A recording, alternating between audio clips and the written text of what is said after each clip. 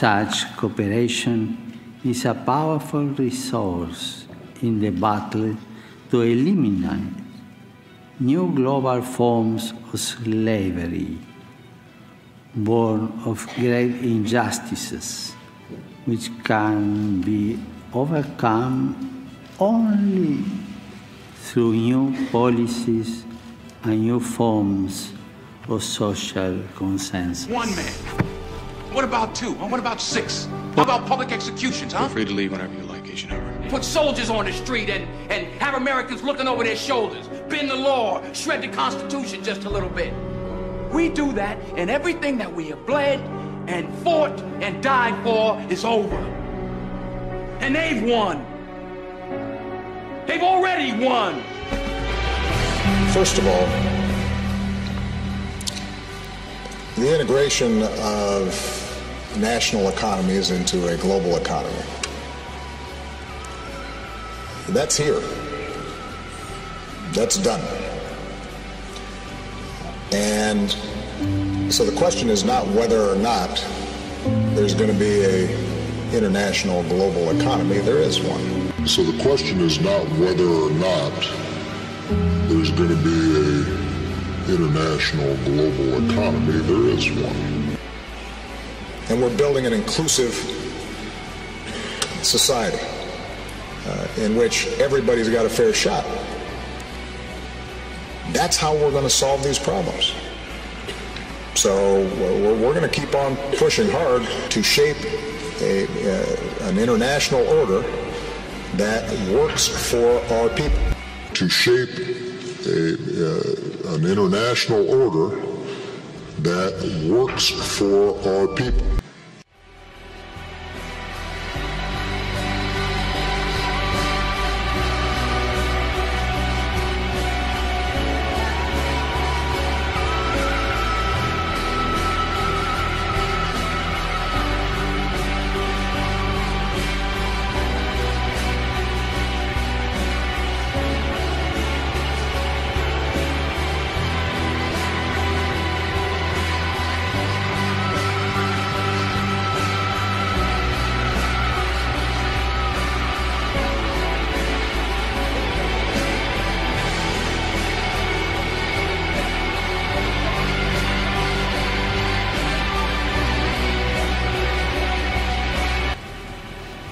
It goes without saying that part of this great effort is the creation and distribution of wealth.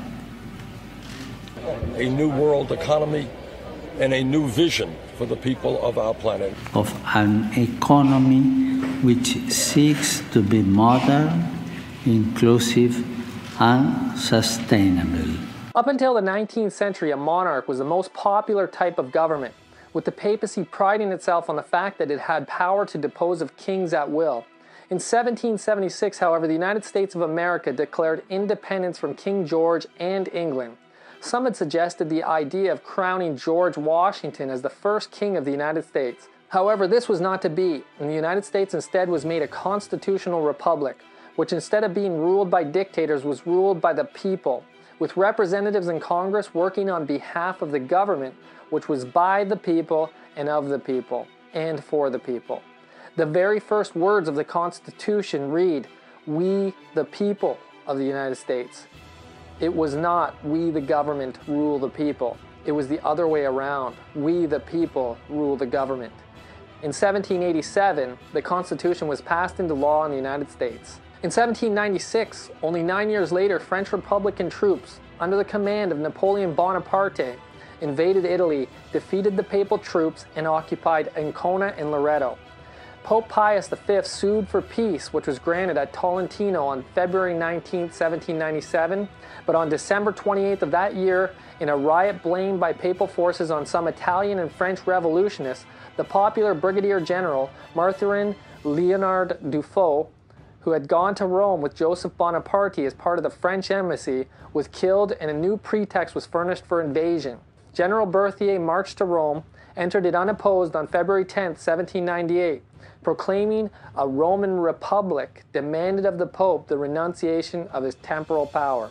His reign of 1260 years of terror was over. The Pope was seen as a danger to society because of the violence that had occurred during the last 13 centuries. 1290 years earlier, the Pope had been given power by France at the defeat of the Visigoths in 508 AD. 12 years earlier, the King of France, King Clovis, had been baptized into the Roman Catholic Church. The Vandals, a second Aryan tribe, collapsed in the Vandalic War of 533 and 534, in which Justinian I managed to conquer the province of the Eastern Roman Empire.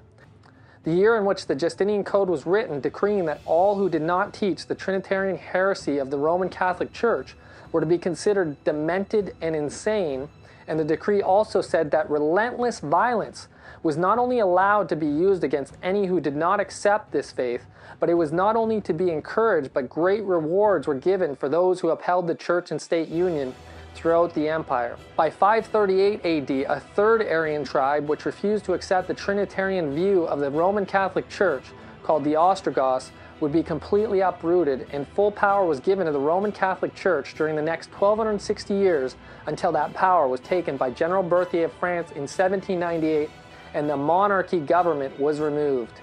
No more kings. These dates were prophesied in the book of Daniel as well as the book of Revelation. Let's take a quick look at the book of Revelation. In the book of Revelation, chapter 12 and verse 3, we read of the great red dragon having 7 heads and 10 horns and 7 crowns upon his heads. There are 7 crowns on this beast. In Revelation chapter 13 and verse 1, we see a beast rise up out of the sea having 7 heads and 10 horns, and upon his horns 10 crowns. Notice this one has 10 crowns on his head, while the beast in Revelation 12 had only 7 crowns, 3 more than the one in Revelation 12. But in Revelation 17 and verse 3, we read of the beast which the woman is sitting on, and notice carefully that it is a scarlet-colored beast, full of names of blasphemy, having 7 heads and 10 horns. And there's no mention of crowns here. There's no crowns on this beast, and we will get to why in 1 second. Another beast is also mentioned in Revelation 13 that I'd like us to look at. Let's go back to Revelation 13 and verse 11.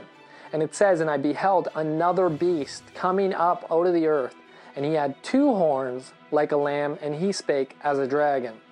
This beast had 2 horns, but again, no crowns. The crowns are symbols of a monarchy, a king. The government is not a monarchy on this beast. The government of this beast is called a constitutional republic. Crowns are symbols of the despotic, monarchical reign of kings. Despite many countries today being under the king in most places is only king in a ceremonial role and is limited to no political power in the sense of ruling countries. The red dragon in Revelation 12 is a symbol of the Roman Empire before 538, before the kingdom conquered the remains of Europe. The last 3 horns, the crowns being a symbol of that power.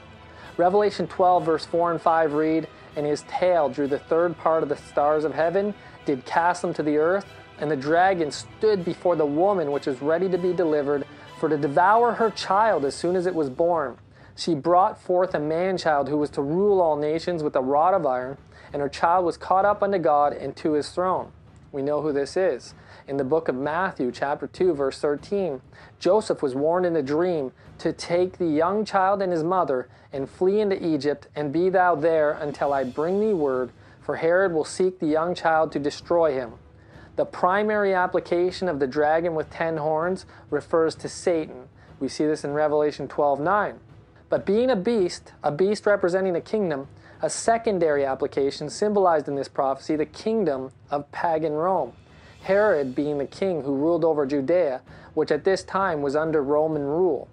The symbol of the 7 crowns symbolizing the fact that until 538 AD, this kingdom did not yet conquer those 3 Aryan tribes which we mentioned earlier.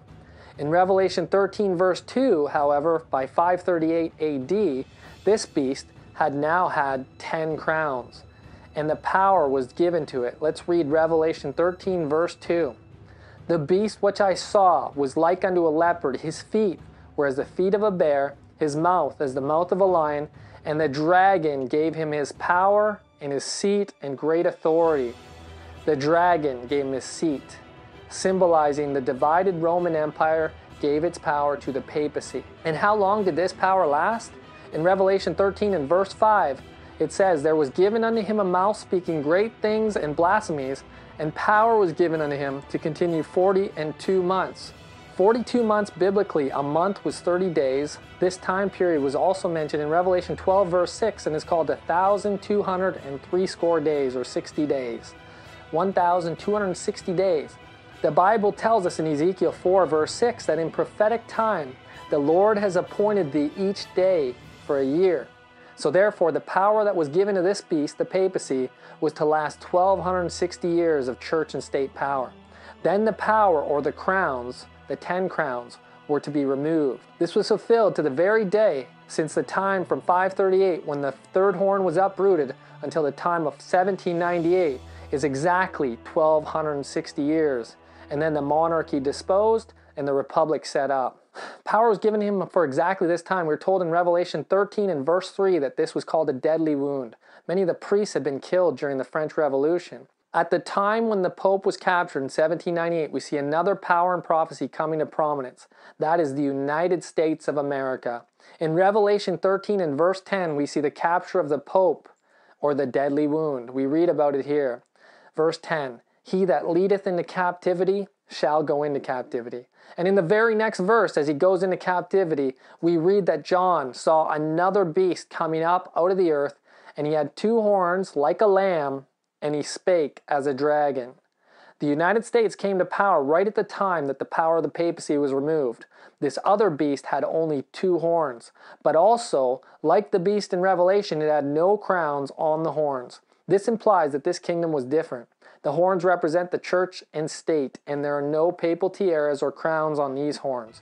No King George Washington, because the First Amendment of the Constitution of the United States of America read thus: "Congress shall make no law respecting an establishment of religion or prohibiting the free exercise thereof." The founders of the Constitution knew well the results of union of religion with politics, and knew well what having a king would be like, and thus, instead of "we the government" or kings, framed it, "we the people." James Madison, known as the father of the Constitution, the 4th president of the United States, put it thus: "The purpose of separation of church and state is to keep forever from these shores the ceaseless strife that has soaked the soil of Europe in blood for centuries." Maybe those in Congress today are unfamiliar with Bible prophecy, but they should definitely not be unfamiliar with the history of the country and the blood that was shed in order to flee the religious and political oppression that spilled the blood of over 50 million martyrs during the Dark Ages. They're here already. Tommy. Since last night's declaration of martial law, soldiers are moving in to secure key areas in all regions. In response to UN presence in Minneapolis.